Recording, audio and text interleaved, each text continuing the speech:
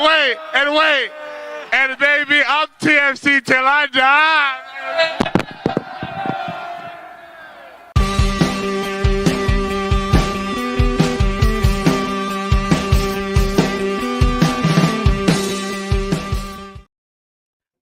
I'm so used to the fancy cut intro that I was like looking for the little record scratch, and then it didn't happen. I was like, "Oh yeah, this is right. This is a regular show." Yeah, you can't abuse it. You can't abuse it. It loses all meaning if you abuse it. We had ourselves some fun. We're back to the regular goings on, and then when something else comes up, I'll put something together. Absolutely. Hello and welcome back to Toronto Till I Die, the Toronto FC fan show. I'm Mike Newell, and it's the first full week without TFC football in quite a while. The offseason for TFC has begun, even if the MLS playoffs are underway. But we do have stuff to dig into this week. We will talk about the end of the season for TFC, specifically around their end of season press conference. Hasn't quite happened yet, and normally that would have already happened. So we'll talk a little bit about that. We'll talk about some of the players that have some contract options for 2024 and whether they're going to stay or go.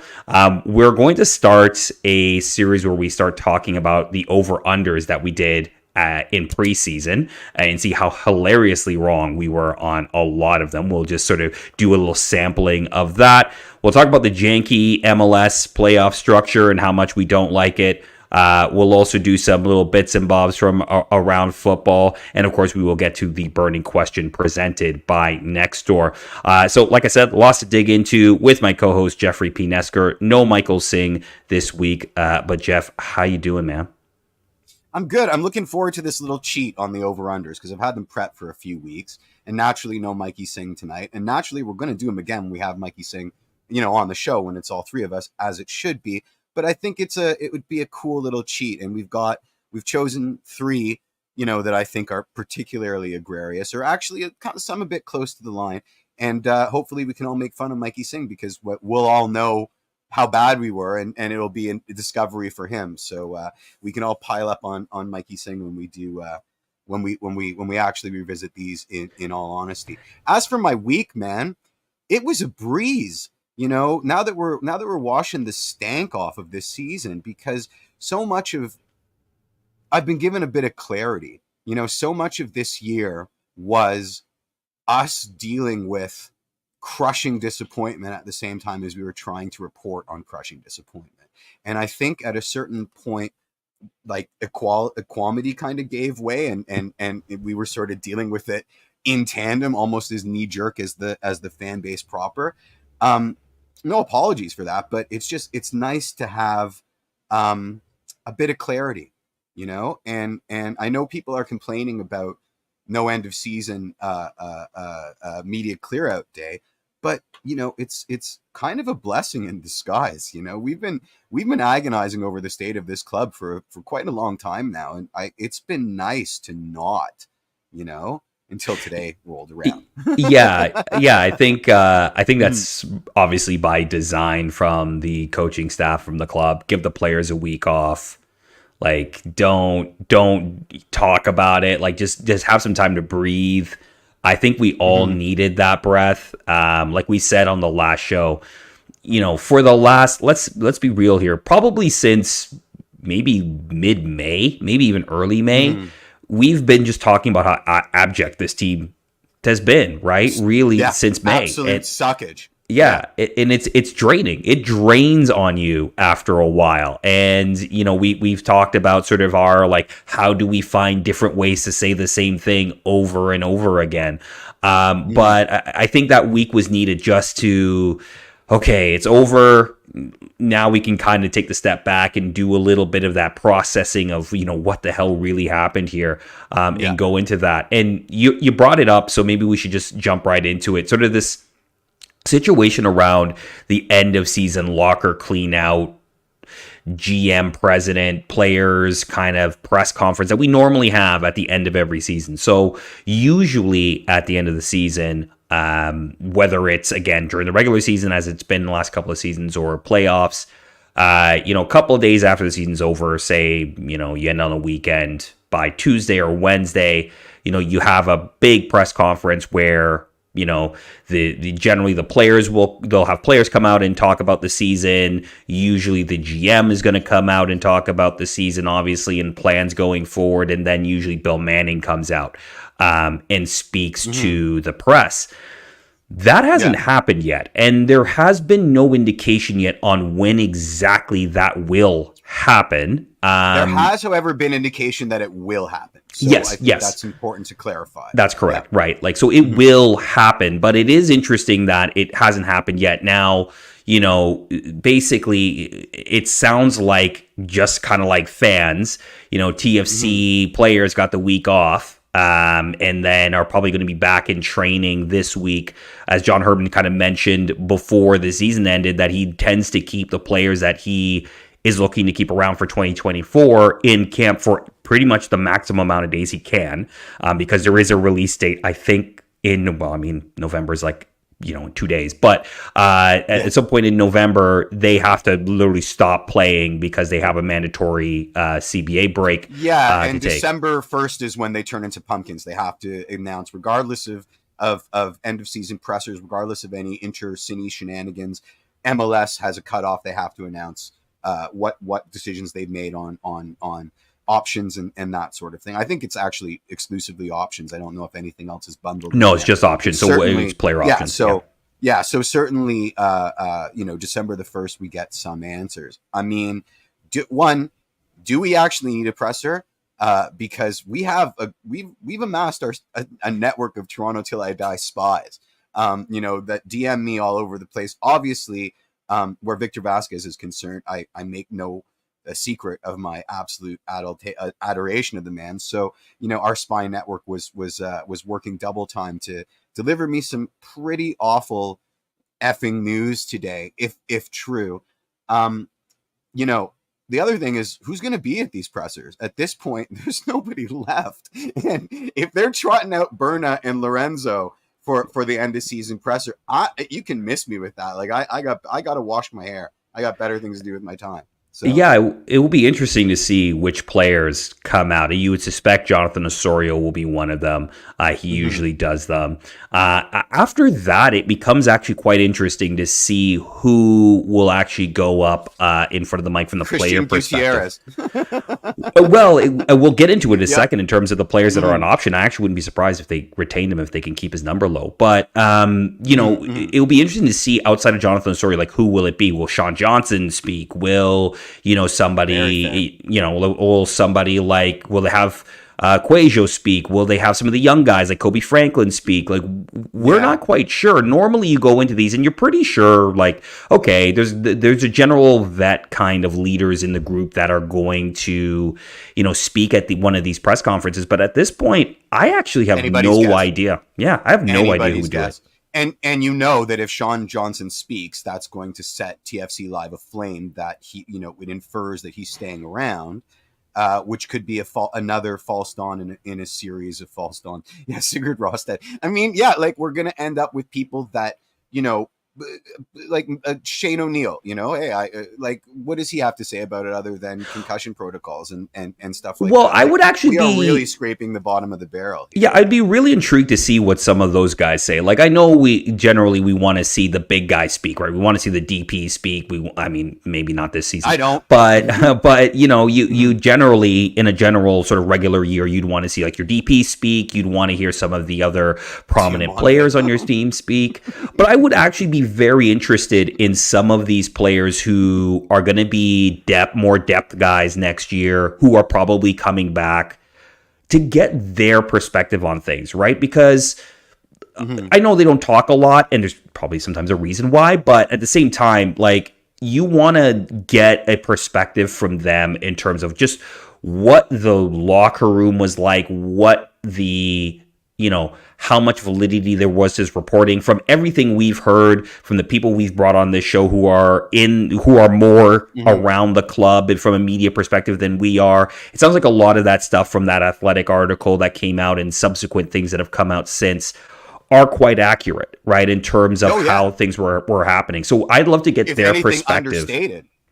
If anything, understated. Probably a little sugar-coated, just, to protect, obviously, some people. But but it would be interesting to see what they have to say. Mike, don't you think you're setting yourself up for disappointment there? I mean, well, I don't think they're going to spill all the tea. Honesty, no, I don't think they're going to. Yeah, they're not going to do that. But it will still be fun. It'll still be fun, to look at body language and let the wheels of supposition spin, right? But I think I know better than to expect that kind of brutal honesty.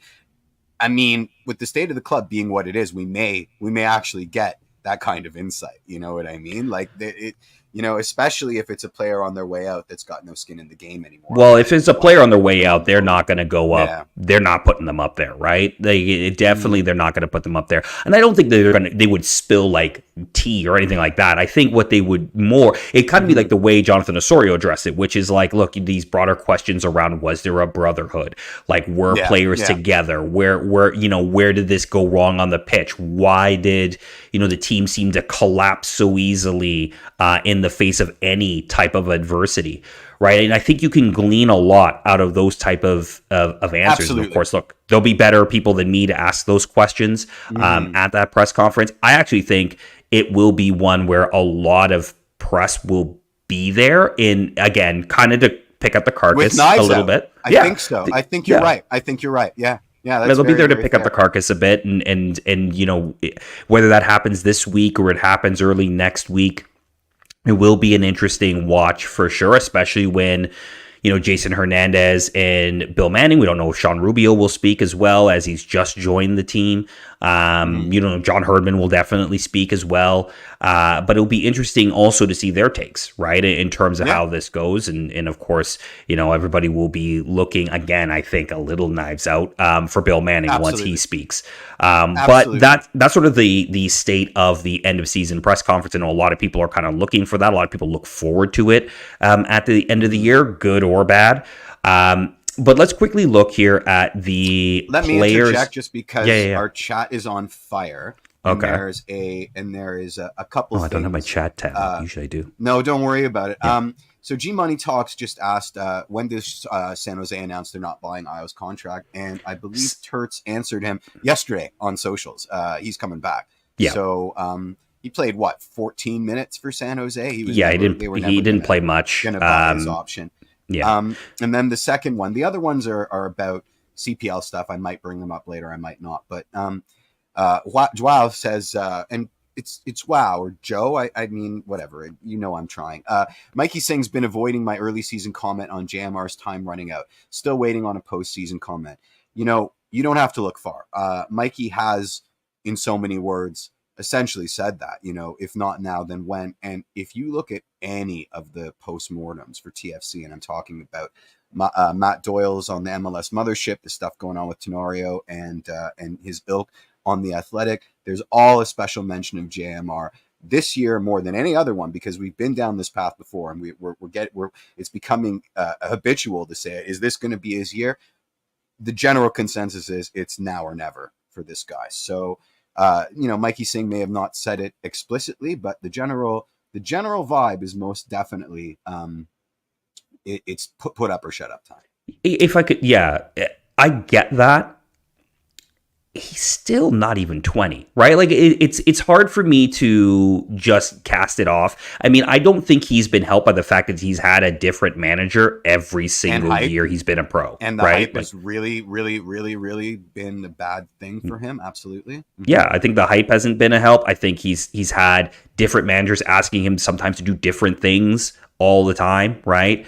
And he just hasn't had stability. A lot of these young players just have not had stability at the club. And when you don't have that, it's hard for you to... and look, some players can rise above, and absolutely, for sure. We've talked about a few, especially last week. But when you're asking a player to come in and sort of be not just the next young star, but essentially to...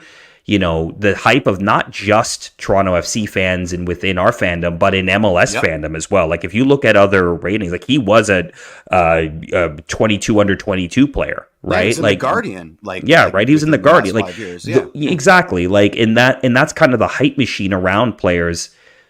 You're going to have some that take a little bit longer to show what they have, and I'm not ready to write JMR off yet. because I don't really think we've seen the best of him, because I don't think he's been utilized in the best way yet, because we haven't found a manager who's going to be around long enough to utilize him in the right way. Listen, I agree and that's with where you, we're but stuck you live by the sword, you die by the sword. And unfortunately, we may have more patience. I will remind you that G Money is a hardcore fan of TFC because they are watching this show, right? And even our patience is running out and has been steadily running out. So My patience not out. No, I know, and there's a wide swath of TFC land that agrees with you, but I'm saying the wider mosaic, it's put up or shut up time, and that has to play a role in it. And just to answer G Money's question, yes, that's the general consensus. Turts, absolutely. Settling on a best position is probably well, that's the thing, right? Like, how could we possibly realistically say it's put up or shut up time when he hasn't really been able given a real extended run to put up anyway, right? Like that's the hard thing for me around him, and I don't know when that comes. I don't know if it comes next season, because I don't we don't fully know what John Herdman's plan is, how exactly he's going to play. Now we know from the national team that he generally likes to play 3 at the back. That means wing backs. That means he may find a role as a wing back. But Kobe Franklin has played so well down this stretch. He you would think he's the incumbent for the job right now. Very early runnings, obviously, but how does JMR fit into that? I don't really know at this point, and I don't know how the club does. Well, yeah. I mean, I don't know what you do, and I would really be sad if they casted him away, in my opinion, this quickly. I know a lot of people are going to say like he's had chances, stuff like that, especially in 2022, but I still don't think we've seen the best of him. I don't think we've been able to see really the best of him for circumstances that are sometimes out of his control. I mean, I'll put it this way. If I'm JMR, if I'm not getting what I want out of the club this year, I walk. If the club's, Nathan raises the point, JMR is still making peanuts. My patience with JMR is directly tied to his cap hit, right?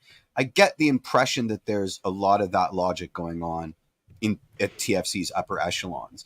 And if that's the only reason they're keeping this guy around at risk to his career, he's got to sack up and take his own destiny into his own hands. It does take 2 to tango, and one more year of this just can't happen for the player, for the club, for our sanity. There needs to be movement on that, and that's an excellent segue to stuff I don't want to discuss, which is the next on the action item. So, I mean, look, obviously JMR is going to be around next season, but there are a few players that are potentially on their way out. So there are several players up with contract options. I'll read them out, and then we'll sort of talk about a few of them in a little bit more detail. The biggest one, or the biggest name here being, yeah, I know you want to, is Victor Vasquez. CJ Sapong is also on this list. He is definitely not coming back. I think that's already been announced. Forget about it. Backup goalkeeper Greg Radjitsingh, Luca Gavrin, who will be back. Alonso Cuello will also probably be back. Themi Antanoglu will also probably be back. Thomas Romero, that is going to be an interesting one, I think, with Gavrin coming back. It's going to be interesting to see what they do with him. And then Ame Mabika is also up for contract. I think we will disagree on that a little bit, but fair enough. We did. First of all, I'm going to give you the space. I'm going to step back for a second, JPN, and I'm going to let you. I don't think give you your should, soliloquy because about Victor Vasquez. I'm just going to rage. No, go ahead, man. Like, it's okay. You're allowed to. Him. Yeah, and I understand. I don't know what's going on in his head. I'm making a lot of assumptions here that he may think he's got a year left, and that the sticking issue is $300,000 for one more year as a player, limited minutes, coming on as a super sub, maybe even missing the whole season and going to vacation in Spain. I'm just saying, if there's a chance to capture the golden boy of the golden generation of La Masia, because let's be honest, they were neck and neck. Vivi and Messi were neck and neck. Vivi had injury troubles that kind of derailed his career, but at the point where they were both academy kids, they were mentioned in the same breath. You move heaven and earth for that. I don't think that we are competitive next year. I think that's a pipe dream. that we're competitive next year. And I think at least in my humble opinion, I'm going into next year with very diminished expectations because I don't want it to hurt as bad as this year did. So I'm going into next year thinking that, we're lucky if we get 28 points as opposed to 22 points. I am not expecting anything. To me, it's a no-brainer. There has to be room on your roster for $300,000 if it means even the outside chance of bringing Victor Vasquez back as a coach. And again, humongous assumptions on my part. Who knows? Maybe he went to TFC and said, I want 4 years guaranteed, in which case, you'll be playing into your 40s. That ain't happening. But I can't imagine that was the case. And I also hope that this isn't true. Our spies came back to us. VV posted on Instagram a time lapse of him packing his apartment. There are screen caps of conversations, basically saying sayonara. It is what it is. All signs point to crap, but until I see something official, I'm going to hold on a hope, because I want that future, man. I want that future. I tweeted it out. Imagine a future where the Youth Academy says the Toronto Football Club by Victor Vasquez, La Masia North, TFC Youth Academy, and his accomplishments as a player are dwarfed by what he's added to the DNA of our club in terms of what he's imparted to the youth there. That is a tough dream for me to give up. If we went out looking for an academy director, and Victor Vasquez had never played for our club, and we end up hiring Victor Vasquez, we're all doing backflips. So the fact that we're so laissez-faire about whether he sticks around, makes me bonkers. It's gonna be tough for me to get over this. Yeah, I get what you're saying. I mean, from a playing perspective, I always, this was going to be a 1-year deal, right? Like, it was always going to be a 1-year thing, and then he'll reevaluate whether he wants to keep on playing or not. I don't know. Obviously, there's no official word from the club, and there's no official word from Victor yet on what he's going to be doing next. We don't even know if he wants to coach, right? Like, maybe he doesn't want to coach. You're right. Maybe that's the last thing he wants to do. To me, it makes sense to say, like, hey, look, listen, if he really wanted to coach, I'm sure the club could find something for him to do in terms of the club. But then again, also, we have just spent, the last week or about 2 weeks talking about how bad it treats its alumni, from that perspective. So, in that case, that could also be something, a relationship that's soured. That is just speculation. But I think also, look, if he's not going to play and he wants to play, I'm sorry, but there's just no more room for passengers, right? Like, in that case, Victor's a passenger right now, like, in terms of being a productive on the field. I agree with you. I mean, how can I not? But those were the best 230 minutes of my 2023 season watching VB. Listen, I am not impartial here. I am as biased as they come. Fair. I don't want him gone ever. I mean, like, just kidnap him, please. Yeah. Look, I mean, look, he'll always be a fabric in terms of in the fabric of the club from that perspective. I don't know what his future plans are or what he wants to do, or if he wants to go and play another year. But again, from a TFC perspective, probably from a John Herdman perspective, he probably wants to start somewhat fresh in terms of his roster, and Victor Vasquez wouldn't be his guy, right? Like, that's just going not to Miami. Maybe, who knows? Yeah, right. Like, so bad. If he decides to play another year, my heart in half. I mean, sure. I don't know if that's. I could imagine. Definitely, it's a plausible. Insane. It's a plausible route for him to go. Yeah. We'll see. But his one, it sounds like he might be on the way out, but we'll see. Obviously, we talked about CJ Sapong. He's definitely out. Go ahead. Do you think my Victor Vasquez Inter Miami shirt will arrive before Mikey Singh's Inter Miami Messi shirt? If you pay for printing on a Victor Vasquez shirt when he hasn't even announced signing for Inter Miami, I'm not doing it yet. It's a pink shirt, man. I got to commit to wearing a pink shirt. So, whatever, but if it happens, that money's happening right away. Right away. I have But I'll cry. two co-hosts on a Toronto FC podcast that would be wearing Inter Miami shirts. Oh, yikes! It's gonna be amazing. Yikes, indeed. All right, Greg Rad. Sapong, gone. Yeah, Greg Radjitsingh. Say better. Yeah, I don't think he's coming back. Look, a lot of people, like, from a Toronto FC perspective, yes, not very good. Very good USL goalkeeper. I hope he finds a ride somewhere in USL. We'll always have that game against Atlas where we thought exactly. The second coming of I don't think anybody thought he was second coming. Gianluigi I thought he was just. I did. Luka Gavrin. Look, we spoke a little bit about Luka Gavrin.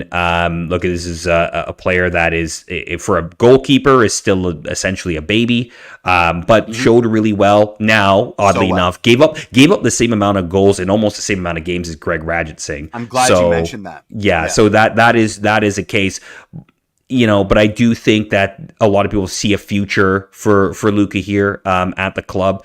I would be surprised if the club did not use their club option on him to keep him around, battling probably for a number 2 job if, again, Sean Johnson sticks around, which it kind of looks like he will. But again, I guess we'll get some more clarity probably at the end of the season press conference. Alonso Cuejo definitely coming back again. I think I would be more devastated. Like, the way you're devastated about Victor Vasquez, I would be so devastated about Cuejo if they did not pick up his contract. If they do the double, I might hate TFC, like, officially. If they leave me with no silky Spanish midfielders, I'm going to be very, very upset. I will riot. But he's coming back.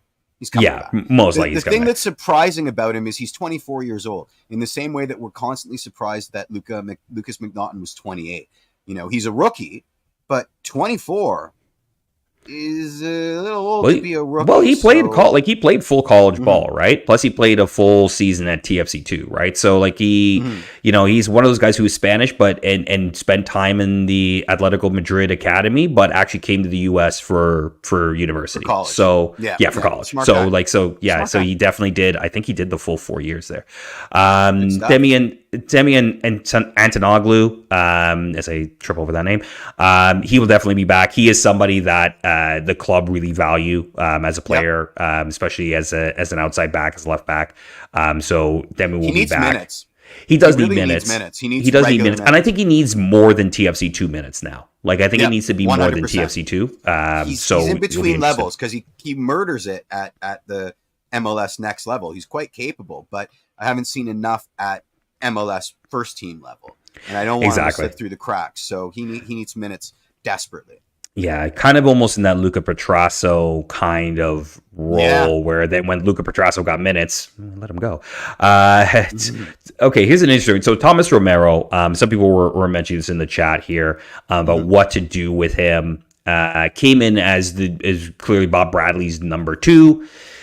Look, I think he had LAFC. Yeah, he had moments this season where he looked okay, and then obviously other moments where he was not.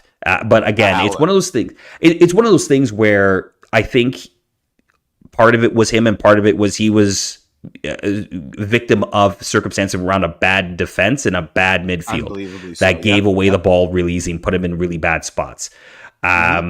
If I am TFC, I think I'm keeping him and letting him and Luka Gavrin battle out for the number 2 job, right? Like, I think you need some healthy competition. It does depend on money. I don't disagree there. I don't think Thomas Romero is on terrible money though. From that perspective. And again, Sean Johnson's the first domino to fall here. If he's coming back, it changes everything. Exactly. If he's not coming back, then that's our 1 and 2 right there. I don't think they go out and get another goalkeeper, frankly, if Sean Johnson doesn't come out. If Sean Johnson leaves, they go out and get a number 1? I think they go out and get an established number 1. Yeah, I still think they go out and get an established number 1. Again, I don't know who. I wouldn't pretend to know who that would be right now. To know who, but it would probably be somebody on a cap-manageable, cap-friendly number from that perspective. And look, Toronto FC is going to have a lot of cap this offseason, so keeping Sean Johnson, I don't think would be a bad thing from a cap perspective. I think they'd be fine there. He's got to be here, though. Yeah. Well, that's the thing. That will be interesting to see if he does want to stay. He doesn't strike me as a guy who's just going to up and leave a project. He doesn't. That's not what I get from him. And I think he wants to see this out. But of course, the way this season went down in terms of what we talked about earlier in the show. I wouldn't excuse anybody for cutting ties. No, exactly, right? They'll pull a Matt Hedges, right? Just pull the shoot. Yeah. So from that perspective, I would keep Thomas Romero around. I don't know about you, Jeff. Like, if you have any strong opinions on Thomas Romero, but like, I think I don't. Based on cap number, and that's why I don't really have an opinion. Like, I mean, he's fine. I agree with you. I think he was a victim of circumstance in a lot of ways. But to me, it's Sean Johnson's decision, and that sort of precludes any feeling I have. But if you're asking me if I'm okay with rolling into 2023 with Gavren and Romero as our 1-2, whoever you assign it to, I think I am. Again, diminished expectations. To me, there's bigger fish to fry. Pun intended, because Stephen Fry might actually be a free agent, and how much fun would that be? First of all, I would be shocked if Seattle let him go, but I would also be shocked if he decided to come back. He left when the club was a tire fire. He comes back when the club's a tire fire. There's a lot. There is blood. Yeah, but I mean, it was with a look. When he left, the club was a very different place. Like, even though, yes, the records are, funny enough, not that different from when he left, the club is a very different running entity than when he was traded. I can't see him coming back for all the money. I can't see that either. I think he'd just retire. And then the last one on the list here is Ami Mabika. Again, I think Mike Singh actually. I hear you, and I think a lot of fans agree with you. But I will sort of take Mike Singh's approach on this, which is he's cheap. Like, he's not on a lot of money. Like, as a guy that you probably have a more depth center back. Mm-hmm. Okay, like yes, okay, he definitely had terrible moments this season. You've mentioned the NYCFC. Yeah. I know. But I feel like almost every player on this team had a moment like that this season, right? Like, there's very few players you can look at and say, like, gold standard. That's the bizarre world gold standard for horrible moments for a TFC player. I couldn't believe my eyes. Yeah, you're probably not wrong there. But, from that perspective, like, there's a lot of guys that had seasons like that. If we judge there would be no one left, right? There'd be probably 5 guys on the team. From this perspective, his contract deserves a second chance.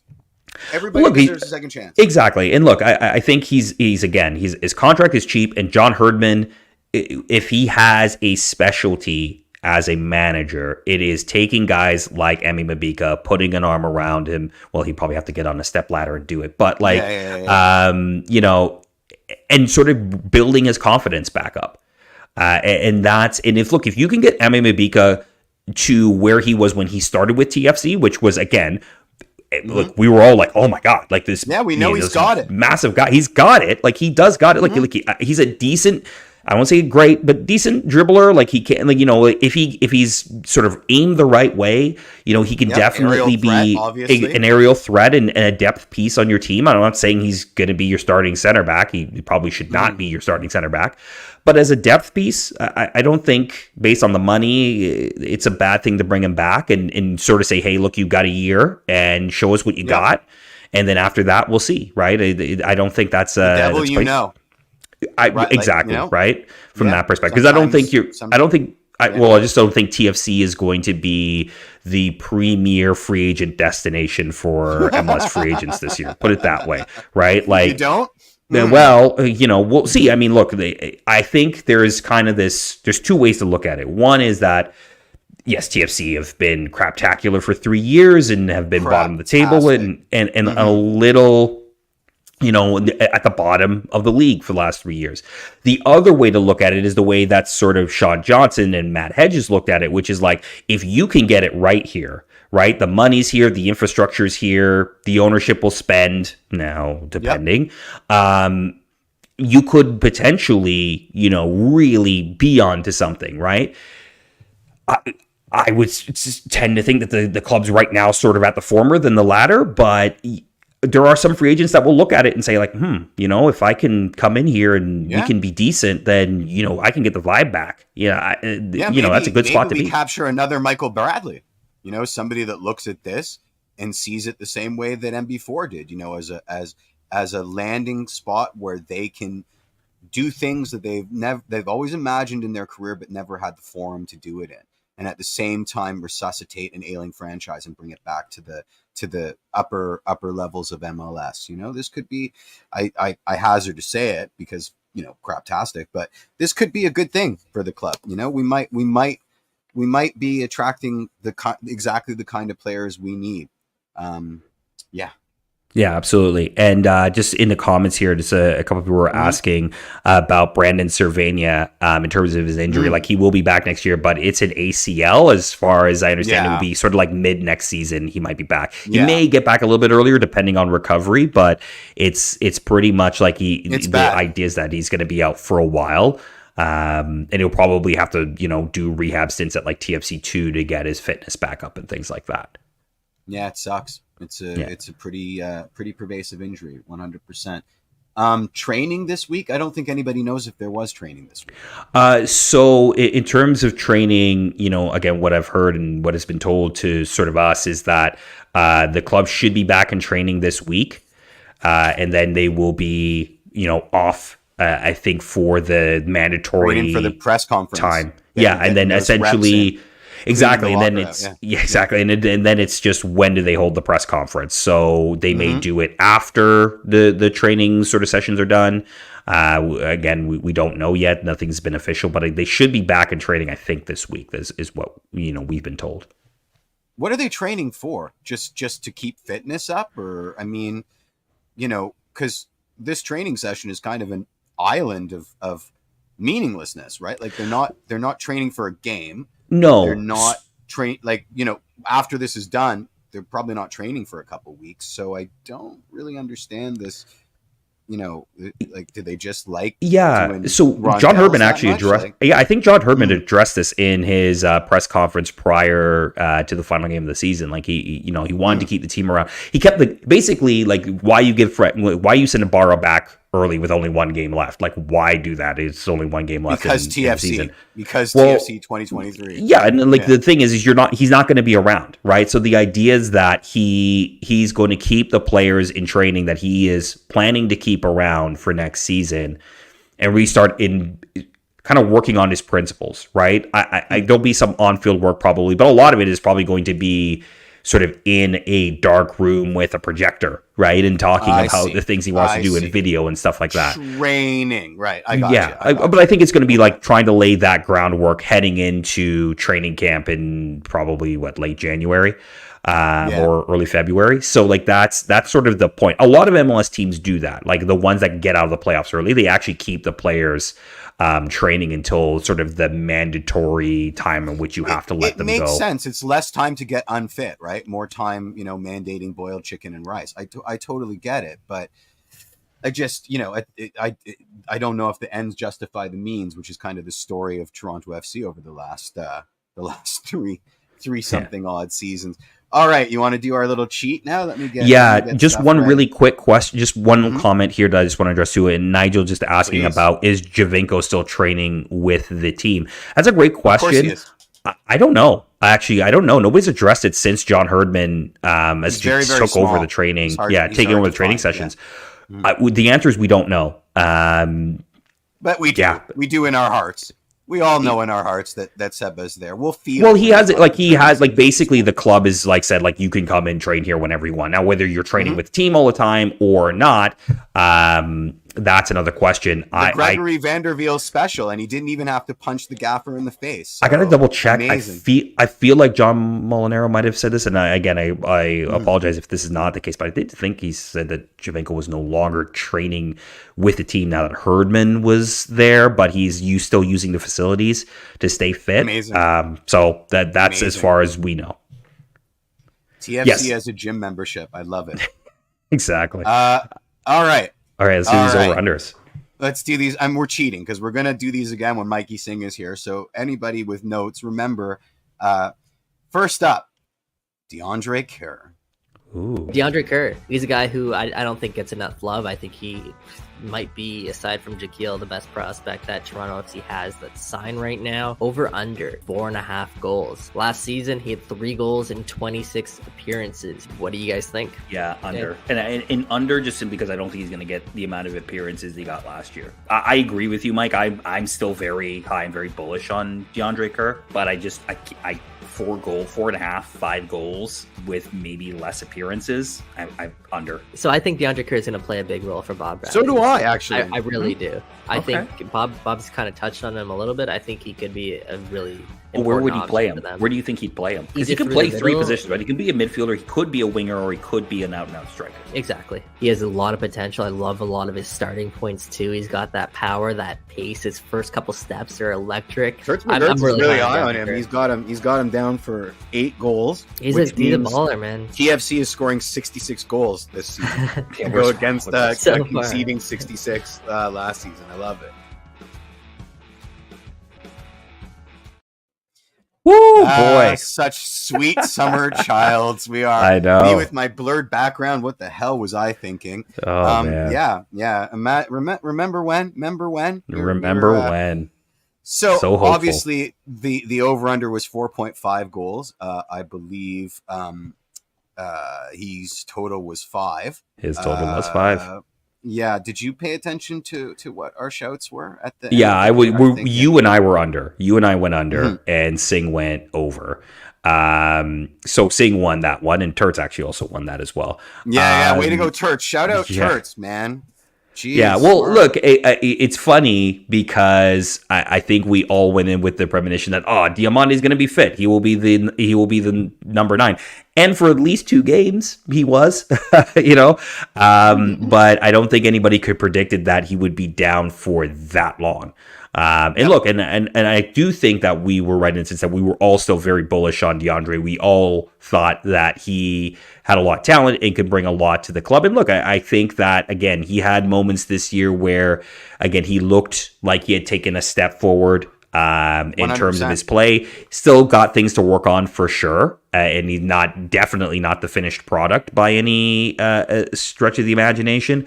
But 5 goals is an improvement. You're seeing sort of a player that I think is gaining a lot more confidence, like a player that knows that he can be a senior player on this team and play significant minutes for TFC and be effective. So, I mean, look, I think this is a kid with a lot of a big future. I think John Herdman sees that as well. And now just a question of what TFC do in the offseason in terms of addressing a number 9. Yeah, I agree. It's funny. I think I picked, just by accident, the ones we were actually the least wrong. We're going to do 2 more. Well, one that's just hilarious, and it starts with Adama and ends with Diamante. But let's roll into I Sean remember what I John said right for this. Another guy who's going to be under a lot of pressure is Sean Johnson. I'm setting his over-under at 6.5 clean sheets. That's a weird term in Toronto, clean sheet. We don't hear it very often. But let me just throw some stats out to you guys. So Sean Johnson, he's kept 7 clean sheets in every year since 2017. TFC, they only kept 3 clean sheets as a team last year. But I will add, those 3 clean sheets all came after the debuts of Bernardeschi, Insigne, Marc-Anthony Kaye, and Richie Laryea as well. So, Jeff, I'll start with you. Over. That'll be a big upgrade for TFC. Huge, humongous. If they get 7 clean sheets, they're going to be well in a playoff spot, is my prediction. Fantastic. Mike, what do you think? Yeah, over. I think the team will be better defensively this year. I think for the reasons you mentioned earlier, right? The ability to keep possession better, not give away the ball in silly positions. That's what cost them a lot of goals last year, was just giving the ball away in bad positions and then being forced to defend in transition and being terrible at it. And I think you cut a lot of that down if you have the players in the starting 11 that you have. So Tony's definitely comment's over. amazing. Tony's like, yeah, we're getting a bunch of clean sheets because there are more paws he's got to face. No chips. Just ouch. That one kind of hurt. Just for clarity's sake, so it was over under 6.5 clean sheets.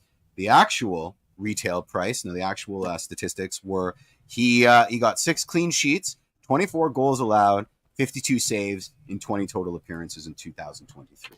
So it's close, and we were wrong. Yeah, I mean, he hit the number, I guess, from Mhm. that perspective. But look, I think partly, injury plays a part in it. And it's funny enough, just listening back to my comment, the one thing that we thought they would be able to do is kind of cut down on some of the silly turnovers that led to goalkeepers being in Spoiler bad alert, positions. They they did not. didn't. Well, it's weird because all of those, pretty much almost all of those clean sheets came before Bob Bradley was sacked, right? Like, Yep. in a certain sense, they kind of were cutting those down a little bit. Oh yeah, Um, it was now our look, attack that was snake bitten at the beginning of the year. right, that was the thing. Yeah. So Yep. that was tracking the right way. Now, obviously, you break your hand, that is going to impact your ability to keep clean sheets. But I do think that, and look, I do think that Bob Bradley needs to go when he went.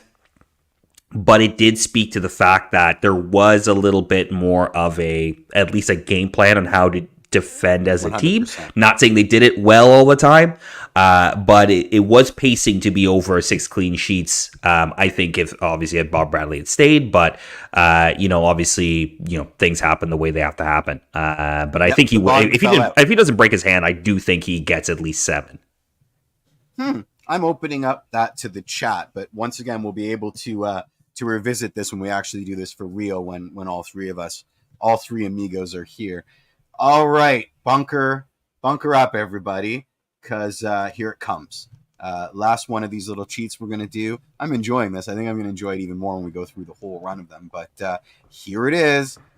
Yikes! Our new number 9, Adama Diomande, over under 8.5 goals. He had 12 goals in 2018 with LAFC and had 8 goals in 2019. I'll start here. I think it's an under, but I don't necessarily think that means that he's had a bad season. I think he's going to be one of those guys who is going to be able to hold balls up, run channels. You're kind of in the Emil Heskey, you're a striker, but you're not scoring goals role, but that doesn't mean you're a bad player. It means you just fill a different function. So I'm going to say under. I'm probably going to be wrong. I'm saying over. Yeah, we saw a glimpse of that during the preseason game, the LA Galaxy one, where I think it was called back, if I'm not mistaken, for offside. I think he'll score a lot of those types of goals. Exactly. Where he's on the shoulder of a back line and he's beating a defender to a Lorenzo Insigne cross or a Federico Bernardeschi cross. I'm going to go over on this one. I feel like Diomande is going to benefit. I think he's a type of striker that Bob Bradley likes to see in his system. So let's say over 8.5. That's 9 goals. That's a lot. But when he's on the pitch and he's played, I think his goals per minute is ridiculous. Under Bob Bradley. Ridiculous. Yeah. It's an over. It's an over. We're awesome at this. At least I was under on that. No. I was deliberately trying to steer you the wrong way because I had reviewed this, so I knew that you were under. But then you went on to just give him all the flowers, and I'm like, well, look, no. I did, and I think we put a lot of stock into that one LA Galaxy friendly. I mean, what can you say? Yeah, that friendly was nice. If he was offside like five or 6 times, and they all looked like they were. But yeah, man. Yeah. Damn. I mean, damn.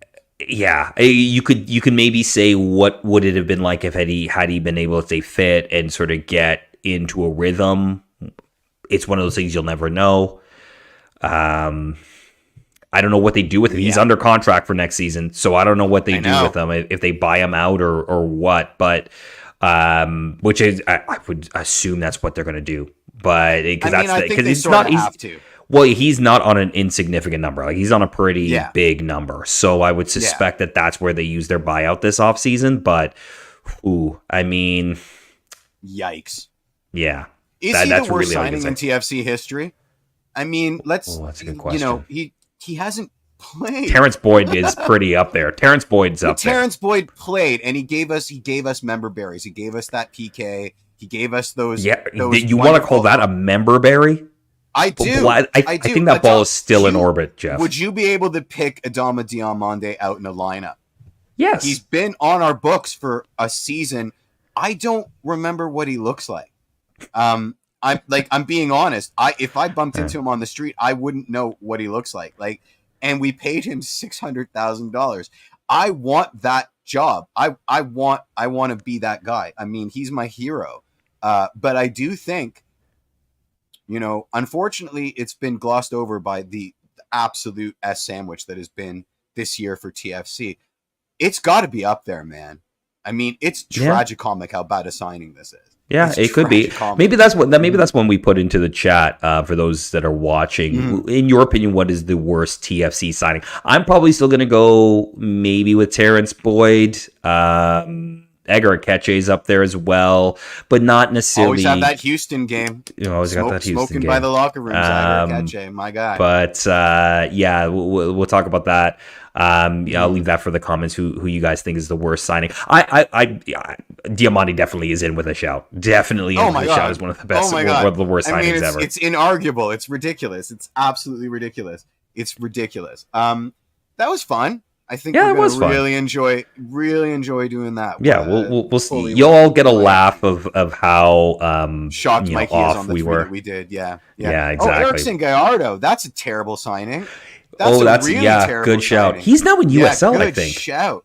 I think he's in USL now. I think I watched him on the weekend play for horrible signing. Phoenix Rising. I think he's with Phoenix Rising now in USL.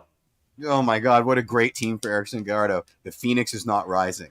Narrator interject. Hey, he's going on the Western Conference Final in the USL playoffs, so there you go. Petretta like Giovinco compared to these signings. I'm sorry. Petretta, he's put on boots and done things. Like we are talking about. Yeah, I mean, I will always have time for talking about how bad a signing Jefferson Soteldo is. I think Diamante is worse. I'm sorry. I mean, Jeff played. Yeah, he did score goals. He didn't give us the standing on a ball shenanigans. I feel like we were robbed of that. But we got some salsa merengue. We got some dancing. We got some shenanigans. Got some strip club. We got some strip club intrigue. Diamante is a shitty signing. I mean, there's no two ways about it. There really isn't. And we signed him for 2 years. He's on the books. I know. He's on the books next year. He's still on the books next year. That's crazy. That's tough. Turtz has gone with the classic, which is Mista. Mista's the hipster pick, man. Yeah, hipster pick. We've done way worse. Pick. We got way worse signings than Mista, I think. Yeah. All right, let's jump a little bit to sort of MLS in general and just talk about this playoff structure, because I know you wanted to chat about this. And it's like this first week of the MLS playoffs actually has been really hard to watch. Not in terms of necessarily quality, but just the structure and the way that it's kind of laid out is janky as hell. It's all kinds of jank. I'm just going to read off my chicken scratch notes here because they're horrifying. Are we aware that this is the third time that MLS has changed their playoff format inside of 6 seasons? I think I am unconsciously, but just seeing that large, because they had they went from home and away aggregate to single game knockout to now essentially baseball. Yep, and they've done this before. It's pre-TFC. Yeah. They had this in 2002. I don't know if it overlaps with the shootout, but it should have been consigned to hell where it belongs in 2000. Well, they got rid of it because they, at the time, they were like, this is killing the league and it's a terrible system. This is killing the league. Fans aren't buying this. There have been empty stadiums for this first of 3 games. I'm talking the LAFC game. I'm talking the Philly game. Do we need to explain it to people? I think we do. Let's just really quickly. It's best of 3. It's best of 3. Games cannot end in a draw, but there's no extra time, so they go directly to penalty kicks. Goal differential is meaningless. So you can blow out a team 85,000 to 0, and it matters not. It's the same. It might as well just be 1-0 on a 1-0 own goal. My favorite is MLS came out and said, well, it's just like the group stages of the World Cup. Absolutely not. Have you watched a World Cup ever? I'm pretty sure you don't play the same team 3 times. And I'm pretty sure goal differential and draws mean so much. Some people game plan around GD and draws in the group stages of the World Cup. Let's be honest. There's an elephant in the room, and that elephant is named Apple TV. This is the stat. Okay, this is the stat that's really crazy. Beyond the fact that, let's just review the game so far. Sporting Kansas City 4-1. St. Louis City, meaningless. Houston 2-1. Exciting game, doesn't matter. LAFC 5-2. Why even bother scoring those other 3 goals? You know what I mean? When you can injure yourself, when you could do this sort of thing. Cincinnati 3, Red Bull New York 0, Philadelphia 3, New England 1. This is the stat that's really driving me crazy, all right? Revs in Philly don't play again for another 10 days. Cincy and Red Bull New York, 6-day break. St. Louis and Sporting Kansas City, 7-day break. And that's only to get to game 2 of a 3-game series, right? Like, a lot of these aren't warm weather markets. Remember what it was like to play MLS Cup in December in Toronto? Well, they're playing MLS Cup in December now, not in Toronto, but hopefully in like in the North Pole or somewhere that Apple. This is so terrible that it boggles the mind. It's terrible. It's inexcusably awful. The most, scoring goals in soccer is hard, and that's why they're given such precedent. I will rage forever about the loss of aggregate math. Drunk aggregate math is my favorite. Watching a game, 3 pints deep, the team scoring a goal, and you don't know whether to cheer or not because you have to ask around. Like, so what does that mean? Where are we at now? Is one of my favorite things about soccer. It really, really is. And they took that away from me. And now they're turning it into like lacrosse or the NBA or NHL. Stop it. Yeah, it's weird, man. Like in the same season that you've got Messi winning the Ballon d'Or, but we're going to hear about for the rest of our lifetime. Like an MLS player won the Ballon d'Or. You're doing this nonsense. Like you're so desperate to be taken seriously, and then at every opportunity you pull something like this. It's not soccer. It isn't soccer. It's getting close to being anti-soccer. Well, it's a funny thing because I think after this, it goes back to straight knockouts, right? Like they do this 3-game series, and then when you get into the conference, semis are best of 4. When I look at the MLS, yeah, I think that because these are the quarters, right? And then the semis are best of 4, and then I think the conference finals. It's the conference home and away. Right, is home and away, and then the final MLS is single game, a single game, right? So it's weird. Like the reason that you have like baseball, basketball, hockey, why they have, a 3-game or 5-game series or a 7-game series is because these teams play like every other day, right? Like they play every other day. So the frequency of how they play, that makes sense, right? It makes sense because they play like on grass that is temperature specific. Put the temperature thing aside. I mean, you could play MLS Cup on the tundra. We've done it twice, right? Like from that perspective, I don't think it's that big. To me, I think the biggest deal is that the frequency of having this sort of best of series, as you mentioned before, negates the whole, like game 1 is meaningless. That's why these stadiums are empty. They're meaningless because at the end of the day, you win game 1. So what? The Vancouver Whitecaps can advance after losing 5-2 in the first game. Can still advance on 2 0-0 draws and winning penalties. Like that's by penalties with no extra time. Yeah, we're not talking about soccer anymore. We're talking about some kind of weird Franken game that, quite honestly, I have no interest to watch. Like the hallmarks of what I appreciate about a beautiful game are not here. No, and look, the reason that MLS originally left the home and away aggregate series was to avoid the November international window because games now they're playing through it. Yeah, exactly. So that was the whole point, right? The whole point was to avoid that.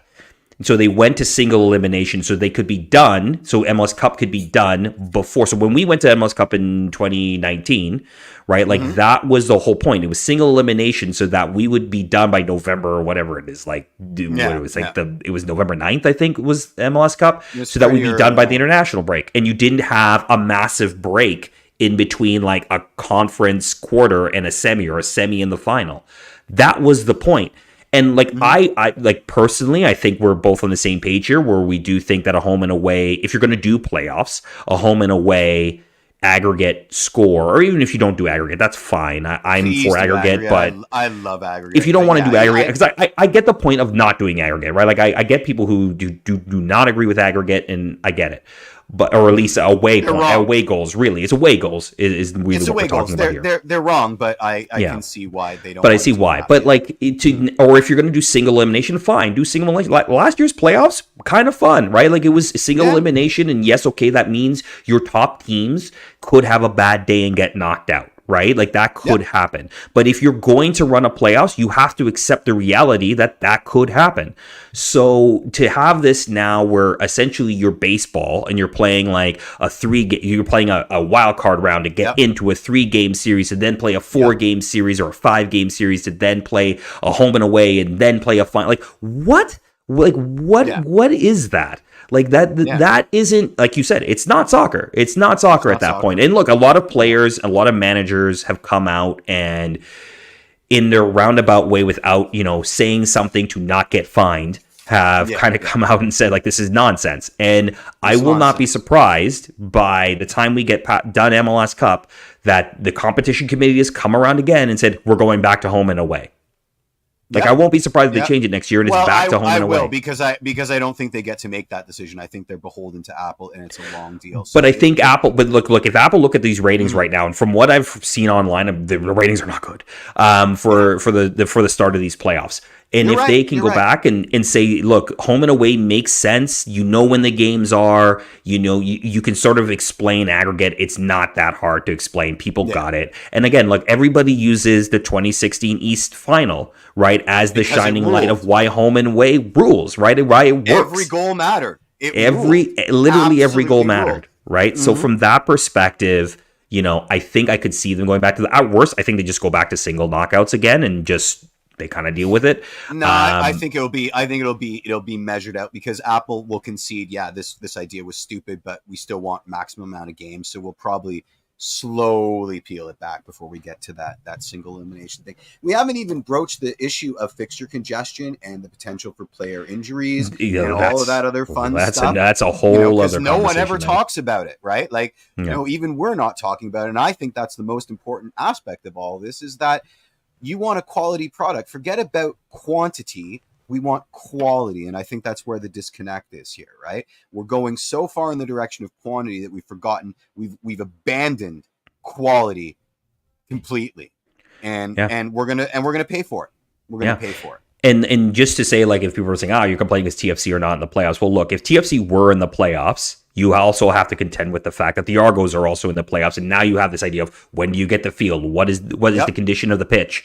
Because the Argos are in the East Final, right? So like in the CFL. So like how like that would impact Toronto FC in a roundabout way. It impacts a lot of the teams that are still in the playoffs where they're not the sole tenant of their stadium. So unbelievable nonsense. And I couldn't believe it. I knew that it was janky, but I didn't know it was this janky. And when I sat down to actually do the research to preface this, I was like, holy crap, this is stupid. I can't believe how stupid this is. And I finally got why there was such a noise all over the socials about how insanely stupid it was. We were dealing with our own insane stupidity, but this is really, really dumb.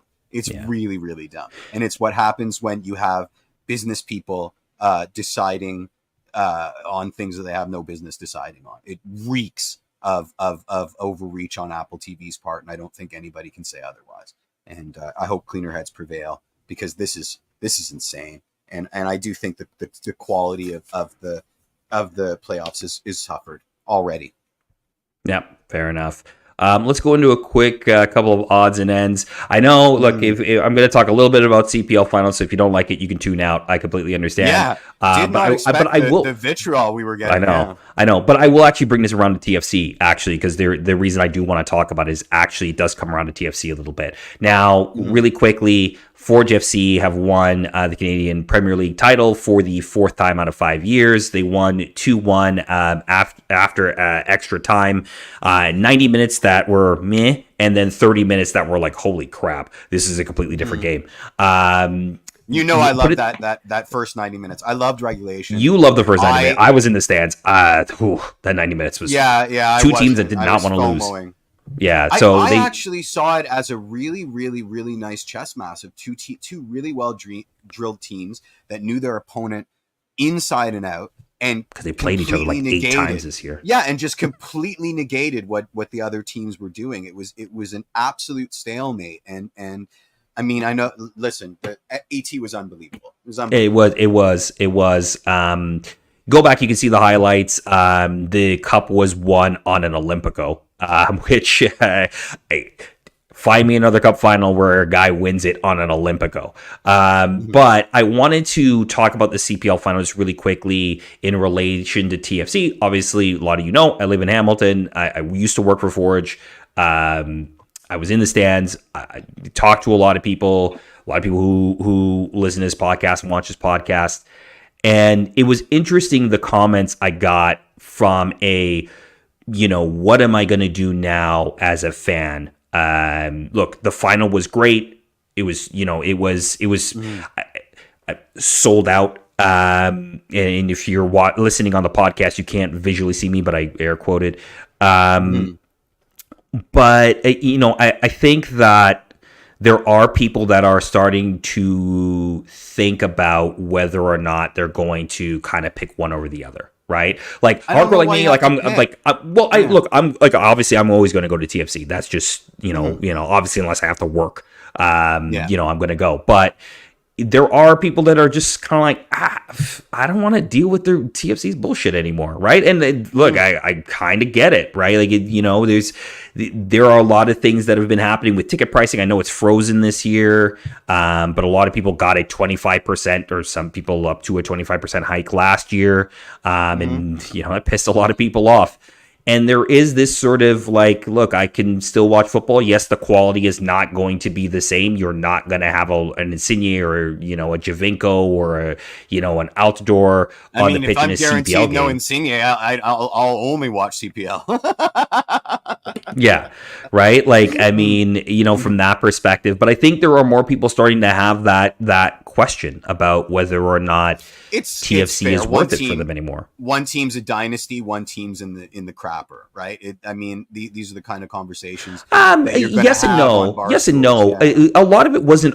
Yes, some of it was around obviously performance, but I think a lot of it had more to do with how they felt they were treated by the club than it had to do with TFC being good or bad, right? Like, in the end of the day, I think a lot of fans realize, like, winning is cyclical. You'll be on the top, and then you're going to be at the bottom at some point. But I think there was a lot of just this conversation around, like, look, I got something really great in my town. I'm going to support this instead of, make the commute to Toronto. And from that perspective, I get it. And I just do think the TFC need to be a little bit mindful of that. Look, you're not going to lose market share to Forge FC or York United or anything like that. That's not what I'm saying. What I'm saying is that you just think about how you're treating longtime fans who do travel in from long distances, because there is choice, right? And it's not going to, again, like I said, from a quality perspective, you're not the only lobster in the tank anymore. You're 100% right. Exactly. There are options now. Yep. Yeah. Exactly. And that's really all I wanted to say about the CPL finals, other than go watch the Olympico goal. It was really fun. It was fantastic, and some of those camera angles are just they were really good. Art. Absolute art. I mean, I cannot believe. Did you see the video from inside the bellows where they're I did. I did. The Tristan the Tristan Borges. It was very well timed. Very well timed. And it was so perfectly timed. I mean, you can't write that sort of thing. It was a terrific game. Just to tie a bow on this, I don't think you have to choose between them. I love going to see Forge games. I am addicted to football. I love the fact that I can pick and choose, and supporting Forge is fun. And Barton Street Battalion are a wonderful group of people. It's such a vibe. $5 beers before kickoff. Hamilton's on its ascendancy. There's lots of cool breweries and record stores and neat little curio shops to go into. And of course they have Arby's and the GTA doesn't. So you got me.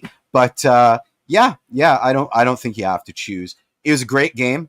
You should watch the highlights. It was unbelievable Olympico. And anybody that says that Burners was better is lying, because they're wrong. They're absolutely wrong. I don't know. I think Burnham's really good. That said, also the last thing I'll also say on this is North Star Cup better than MLS Cup, like in terms of a look, way better. Really? Yeah, really? I like the North Star Cup a lot better. I just like the look of it better. I don't think have you tried to pick up the MLS Cup? MLS Cup to pick up is weird because the handles I are the like MLS Cup every day. Every day when I wake up, I like to go over to my MLS Cup and pick it up and do my weight training with it. Yeah, of course. I mean, MLS Cup, the Philip Andrews Trophy, which is the MLS Cup, is really weird because the handles are like not side by side. They're like kind of like this.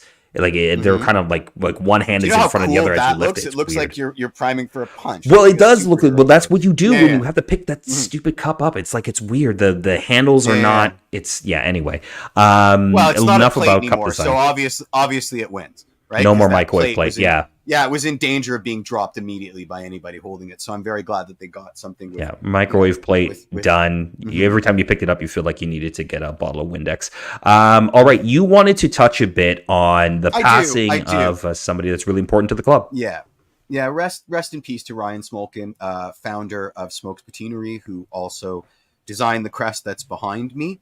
50's far too young. Yeah, I'm right here. Yeah, I mean, shout to Mikey. He's wearing like the t-shirt with the biggest TFC crest ever in the history of the club. It's gigantic. It's like Flavor Flav's old school. It's an old school hoodie, man. Old school. Yeah, 100%. Just my deepest condolences to his family. 50 is pretty young. He was loved in the Toronto graphic design community. He was loved in the Toronto food community. I mean, Smokes Patinery is kind of legendary around these parts. I remember when you could choose between Smokes and Mr. Pong, the giant egg rolls that used to exist that were unbelievable after a club night. I often went in the direction of poutine, that it's a hell of a crest, and he'll be remembered forever. So just sending out my condolences, because it was a crappy thing to read today. Yeah, absolutely. Condolences to his family. And look, there's a reason this crest has kind of stood around while other teams have gone and rebranded. I know there was like a hint of a rumor a couple years ago that the club might think about rebranding to, I think, the current Academy crest is right now. But yeah, definitely this crest is the way to go. I would not want to change it at all. It's unbelievable. Like, absolutely. Don't you change the crest? You're morons. Look at this thing; it's unbelievable. Yeah, it's such stunning graphic design. Yeah, it is. All right, you want to jump into the burning crest before we run out for the show? We end the show. Yeah, give me a second, because as always, I don't know where the hell it is. All right, 3, 2, and 1.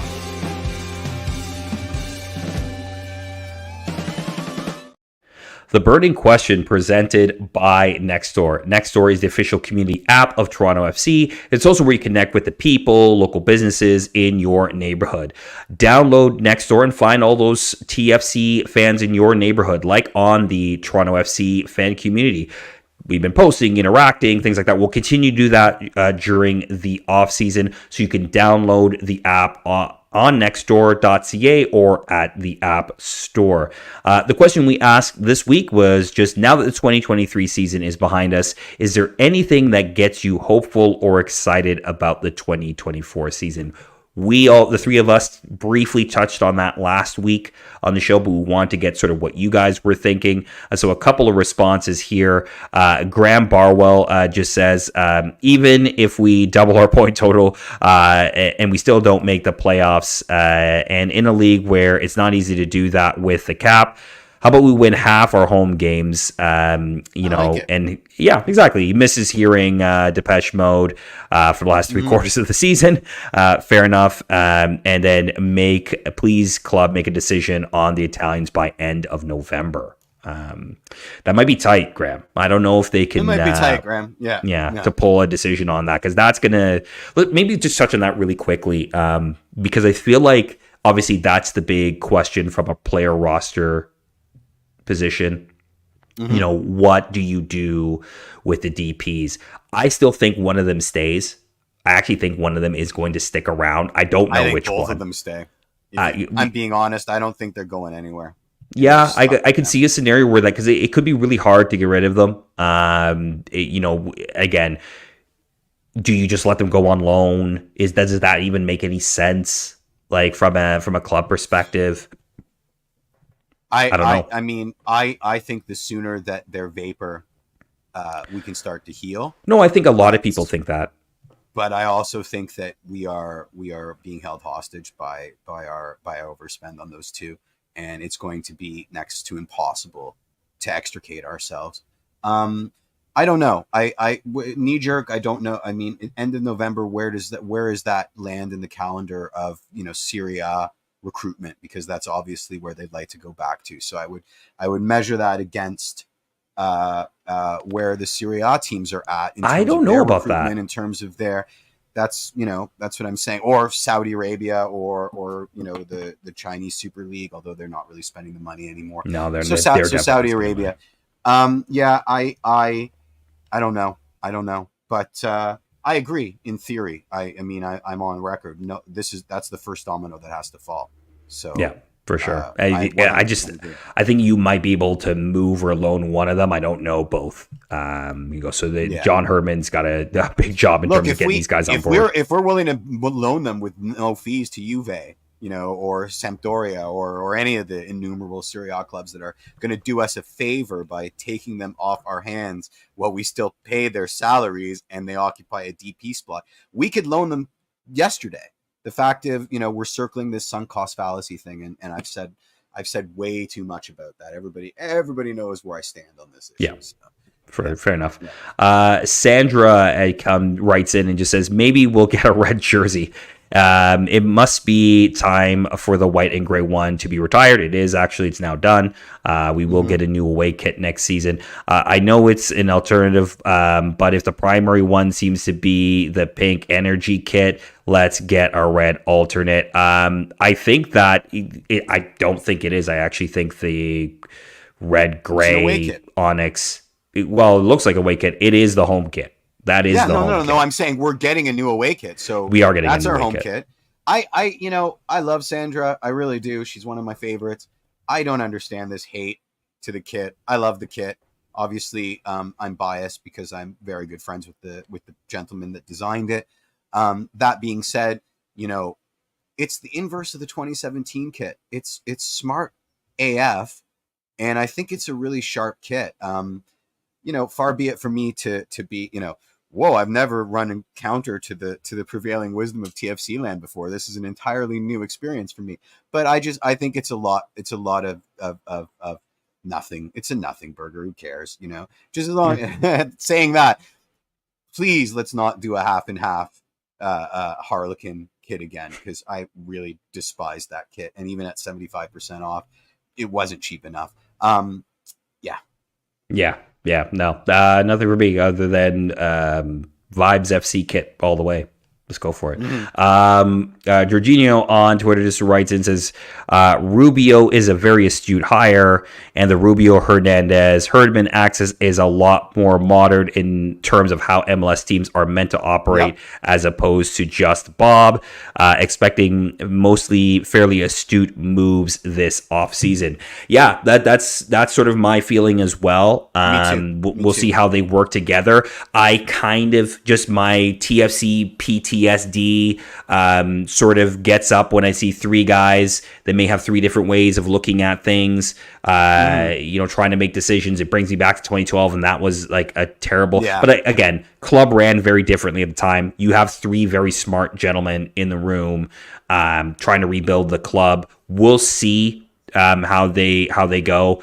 Obviously, again, we just spent a few minutes talking about the DPs, but I think the bigger build is going to be the core, like finding players that can now fit into 100%. A new core of this team. That is going to be the key to turning this team around, because you can buy all the DPs you want, but if the players around them can't mesh together, then how are those DPs going to work, right? And that's the big thing. And I do think there's a lot of truth in this. I'm looking forward to seeing the kind of shenanigans that I expect. I think there's going to be a lot of really interesting moves that may be puzzling at the outset, but will make sense within the wider mosaic. I do think that they're working from a plan, and I think that plan is fed by ambition, the same ambition that's worked really well for us. Vanny wanting to prove himself, Bez wanting to show how well he understands the inner trappings of the MLS roster rules once given the opportunity to really flex some kind of muscle. I think we've created a group that reminds me very much of those guys. Again, I thought the same thing about Ali Curtis. I thought we were getting Bez times 5. I thought we were upgrading Bez with Ali Curtis. I thought we were, going from the student to the master, basically going from, Obi-Wan to Yoda. And I couldn't have been more wrong. I think that the pandemic played a little bit into Ali Curtis's legacy at TFC, but, I'll hold my hand up on that one. But I do. Hey, let's hope they're right, because it would certainly be better than the sort of smash grab transfer market nonsense that we've had to endure over the last little while. So absolutely, yeah. It's more than just who you know in your phone book, right? Or in your contacts on your phone, in terms of bringing players in. So that will be interesting to see. All right, Jeffy, let's wrap this thing up. Thank you for tuning in to another. To go low and then we do an hour and a half, which is not possible. Yeah, exactly. Thank you for tuning into another Toronto Till I Die. The TTID community, again, you guys are awesome. Even when we say we're talking about CPL and you slam us, we still love it. The hate, the absolute unmitigated hate was so 5 surprising. minutes. 5 minutes, guys. It was 5 minutes. Tell them how much you like our show or not by leaving a review or thumbs up wherever you're listening or watching this. So obviously YouTube. Thumbs up, subscribe. If you're on Apple, leave us a review. If you're on Spotify, give us those sweet 5 stars. We really do appreciate that. It helps people find the show a little bit more. I read them when I'm feeling sad. I just go to our podcast page and read all the wonderful stuff that they write about TTID when I'm feeling sad. So, I challenge somebody, because the last one up there is from May, the last time I challenged somebody. So somebody write 20 words about how great everyone else is, because I know you're just going to take the opportunity to drag me to film. Yeah. Oh man. Okay. I'm all right. Queuing up the. All right. Cool. So with that said, then for Jeffrey P. Nesker, I'm Mike Newell. We will see you next time. All right. Cheers, everybody. All right. Cheers. And wait, and baby, I'm TFC till I die.